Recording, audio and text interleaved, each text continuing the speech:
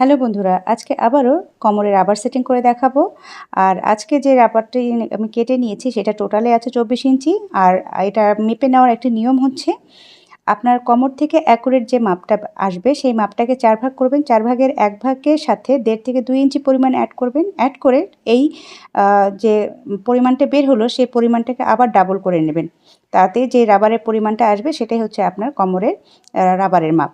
আচ্ছা, আমি সেই নিয়ম অনুযায়ী কিন্তু এখানে রাবারটাকে কেটে নিয়েছি। আর কেটে নিয়ে সেটাকে আমি সালোয়ারের জন্য যে রাবারের ঘরটা তৈরি করেছিলাম সেই ঘরের মধ্যে আমি সেট করে নিচ্ছি।